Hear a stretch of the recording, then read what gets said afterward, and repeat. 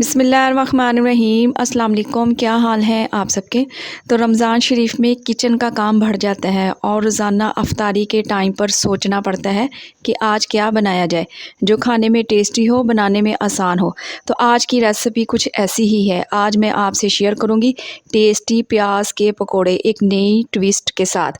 तो रेसिपी को अंत तक देखें, अच्छी लगे लाइक भी कर दें और चैनल को सब्सक्राइब भी कर दें। तो चलें फिर ये टेस्टी पकोड़े बनाना स्टार्ट करते हैं।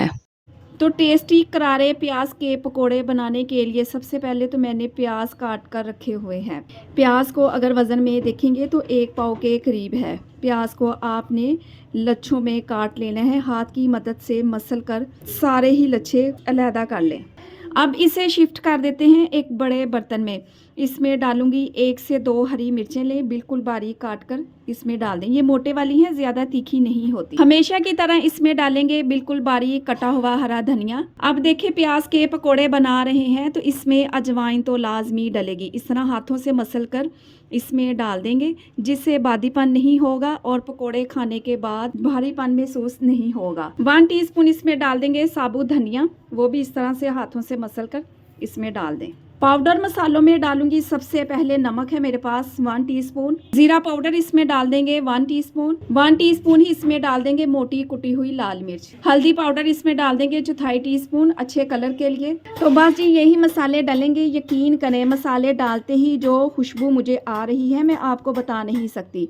मसालों को आप लोग प्याज में अच्छे तरीके से मसल कर मिक्स कर लें। तो प्याज के पकोड़े बनाने के लिए ये एक खास टिप है। पहले मसालों को प्याज में मिक्स करें ताकि प्याज पानी छोड़ दें। कवर लगाएं और 10 मिनट के लिए किचन काउंटर पर ही इसे छोड़ दें।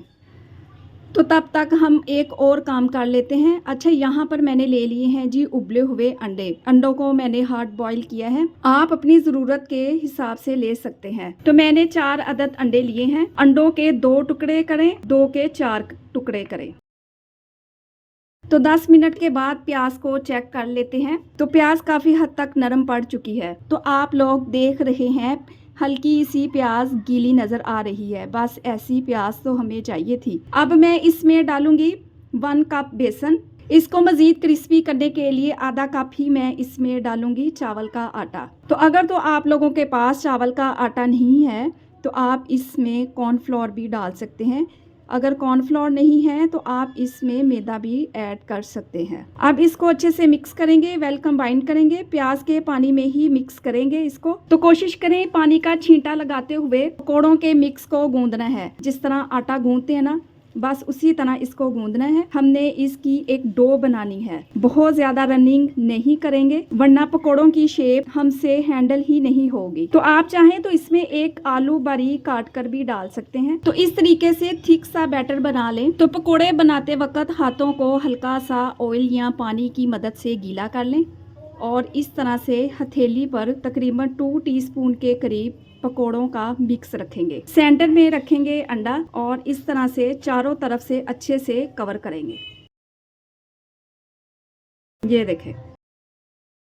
तो सेम अंडे की शेप देंगे। अच्छा, प्याज के पकोड़े आपने बनाकर रखने नहीं है। साथ के साथ ऑयल को गर्म करें मीडियम टू लो फ्लेम पर और ऑयल में ड्रॉप करते जाएं। तो ऑयल का टेम्परेचर मीडियम टू लो रखें ताकि पकोड़े अंदर तक पककर तैयार हों। तो 1 से 2 मिनट के लिए तो इनको बिल्कुल भी ना छेड़ें। 1 से 1.5 मिनट के बाद अब इनकी साइड चेंज करेंगे। तो 8 से 10 मिनट ही लगेंगे इनको फ्राई होने में। अगर फ्लेम हाई रखेंगे तो ये ऊपर से कलर तो आ जाएगा लेकिन बेसन अंदर से कच्चा रहेगा। तो ये देखें जी चारों तरफ से गोल्डन कलर आ गया है।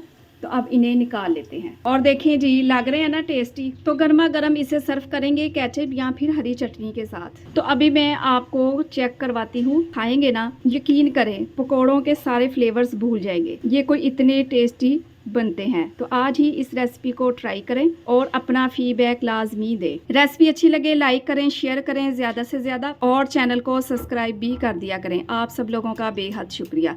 अपना बहुत सारा ख्याल रखें, मुझे अपनी दुआओं में याद रखें। मुझे दीजिए इजाज़त। अल्लाह हाफिज़।